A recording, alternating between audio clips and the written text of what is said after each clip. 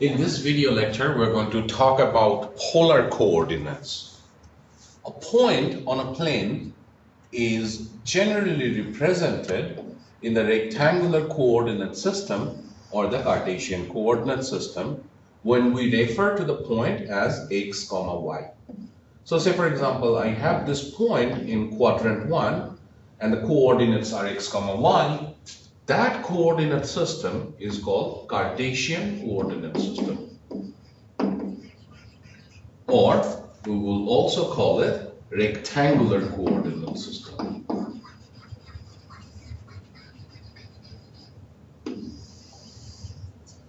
Today we are going to learn about a different type of coordinate system that is represented in terms of r and theta, where r stands for the distance of this point from the origin, so this is r, and theta is the angle that it makes with positive or negative direction of the x-axis depending on whether r is positive or negative, and the line segment joining the point with the origin.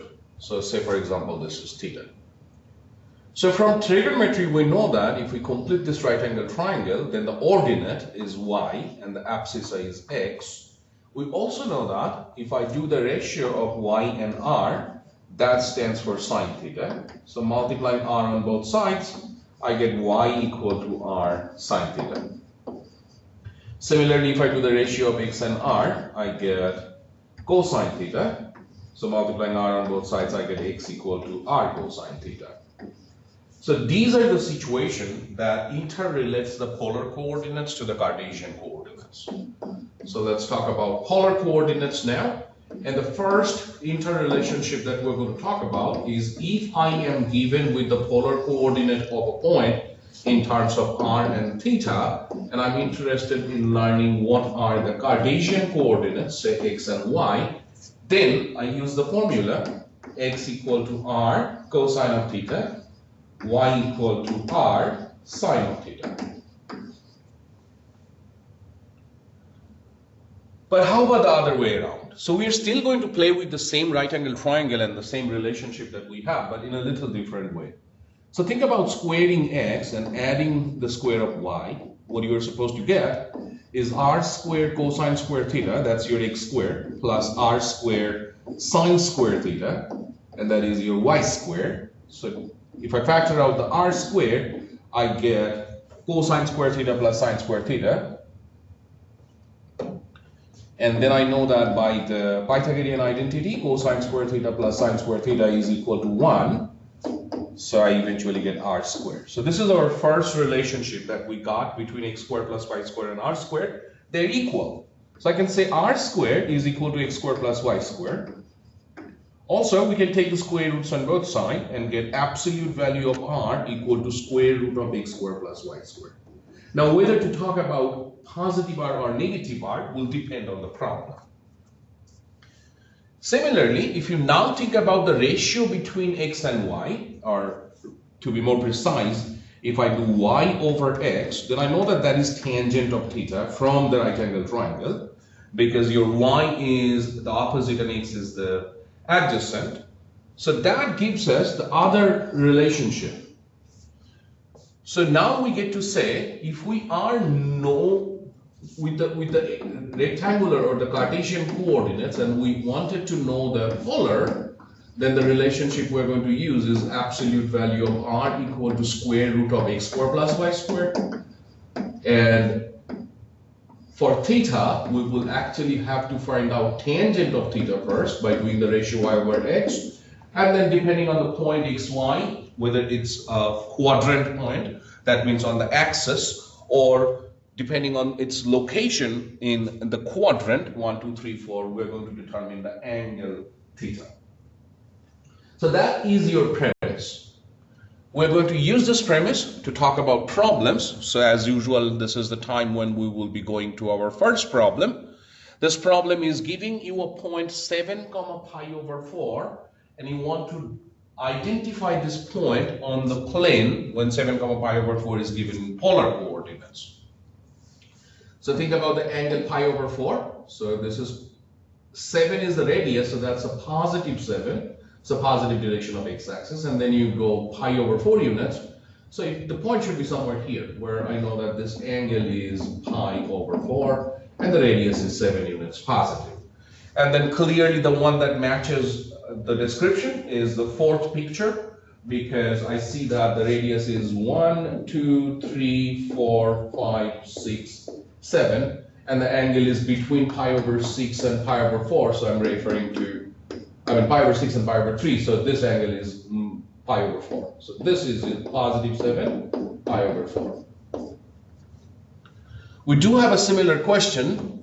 This time the point is negative 2 comma negative pi over 3. So the only difference here is both your r and theta are negative. Negative 2 is in the negative direction of the x-axis. Because the angle is negative, I'm supposed to go clockwise for a measure of pi over 3. So it should be somewhere here, and that should be my point, where this angle is clockwise pi over 3. So this angle is pi over 3, and the radius is negative 2 units. So then I see that the second picture is appropriate. So we'll say that this is the correct choice because this is negative 2, and then I have gone a measure of pi over 3, but in the negative direction, so negative pi over 3. The interesting question is following. It says give two other polar coordinate presentation of the point with r less than 0 and r greater than 0. We already have a polar representation of this point with r less than 0. That's the given point, negative 2 comma negative pi over 3. So in order to get a different polar representation with negative r, I must change the angle. So one easiest way of thinking about this is you keep your r equal to negative 2 and make the angle a positive angle. What do I mean by that? Your r is still negative, so you're still starting at this point, but now traverse the angle in the counterclockwise direction. So I am going this way, making the angle a positive angle and determining how much is this angle. So remember, the entire circle is 2 pi, and this measure, this reference measure is pi over 3. So the positive angle must be 2 pi minus pi over 3, which is 6 pi minus pi, so 5 pi over 3 units. So you can call the same point as negative 2 comma negative pi over 3, positive 5 pi over 3. Now let's talk about the representation of this point but with positive r. So instead of negative 2, what if I use positive 2? Positive 2, so now you are supposed to start on the positive direction of the x-axis. So I start here. I have two options. Either I go positive counterclockwise, or I can actually do this thing in the clockwise direction and get a negative angle. So counterclockwise, again, remember this reference angle is pi over 3. So the total angle from here to here is pi. So when I need only this much from here till here, it's pi minus pi over 3. So 3 pi minus 2 pi, pi is 2 pi, so this angle is 2 pi over 3. So I can say that this representation is 2 comma pi over 3. Also, I could have started at positive 2 and decided to go clockwise here. And then remember, from here to here, you have pi, and then the rest of it is pi over 3, but in the negative direction. So that will be pi plus pi over 3 in the negative direction. So that is going to be 3 pi plus pi, so negative 4 pi over 3. So that can be one other representation. So what I'm going to do now, I will write down this representation. So at the same point, you can write it as 2 comma 2 pi over 3 when both r and theta are positive. You can also write it as 2 comma 4 pi over 3 in the negative direction. So this time theta is negative, but r is positive. So the same point, I already have 4 different representation, and you can make this representation as many as you want. Remember, adding 2 pi to each of these ratios and subtracting 2 pi from each of these ratios are going to give you back the same point. So you have countably infinitely many representation, polar representation, for the unique choice of rectangular representation of a point.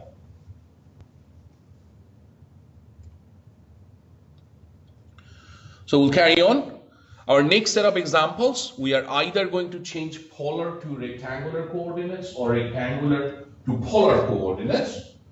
For this problem, we have the polar coordinates given to us in terms of this picture, where the radius is 5 units and the angle is negative 2 pi over 3. So I'll write that first. I will say r is equal to 5 and theta is negative 2 pi over 3.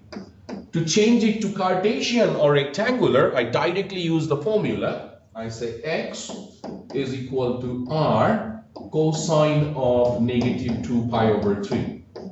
Now remember, cosine is even function. That means cosine of negative of the angle is cosine of positive of the angle. So that tells me this is 5 cosine 2 pi over 3. To understand what is cosine 2 pi over 3, I will draw this angle in the standard position. So 2 pi over 3, you can think of that as 4 pi over 6, and I do it for ease of counting. This is 3 pi over 6 and I need one more. So this is 4 pi over 6. Think about the reference angle. Since this count is only 1 pi over 6, the reference angle will be 2 counts of pi over 6, which is pi over 3. So the reference angle is pi over 3. Terminal side of the angle is in the second quadrant where cosine is negative. So I get to say that this is now equal to 5 minus cosine of pi over 3, which is the reference angle. So that means this is going to be negative 5 cosine of pi over 3, and cosine of pi over 3 is 1/2, so that's negative 5 over 2. The work for sine is a little easier at this point because we know the reference angle and the terminal side of the angle is in the second quadrant. Why is 5 sine negative 2 pi over 3? Again, remember, like cosine, sine is odd. So sine of negative of an angle is equal to negative of sine of the angle. So I can now change it to 5, pull the minus out and write it as minus 5 sine of 2 pi over 3. Now terminal side of the angle is in the second quadrant where sine is positive, so nothing else changes. I just make it sine pi over 3. Sine pi over 3 is square root of 3 over 2, so I get minus 5 square root of 3 over 2. And at this point, I have the rectangular coordinates for this point, and these are negative 5 over 2, comma, negative 5 square root of 3 over 2. Our next problem, the polar coordinates are 3, 3 pi, and we want the Cartesian form of it, or the rectangular form of it. So simple, x is equal to 3 cosine 3 pi. Now remember, cosine 3 pi, if I draw the angle, so this is pi, 2 pi, 3 pi, so I am on the negative direction of the x-axis, where the value of x is 1 and the value of y is 0. So cosine 3 pi is negative 1 because it is on the negative direction of the x-axis, so 3 times negative 1, and that's negative 3. Y is equal to 3 sine 3 pi. Remember, y was 0, so sine is 0, so 3 times 0 is equal to 0. So the Cartesian form is negative 3, 0 for this point.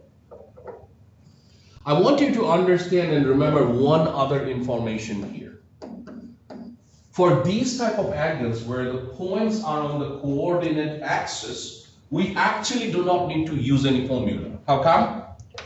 Think about the radius being 3 units. I have 1, 2, 3, 1, 2, 3, and then count the 3 pi measure. So this is pi measure, 2 pi measure, 3 pi measure. So I'm at this point, and think about the coordinate of this point. That's negative 3, 0, which is exactly what we found out as the Cartesian coordinate of this point using the formulas. Our next problem is finding the rectangular coordinates for the point whose polar coordinates are given by 4 square root of 2 comma 11 pi over 6. So we're going to work out this one.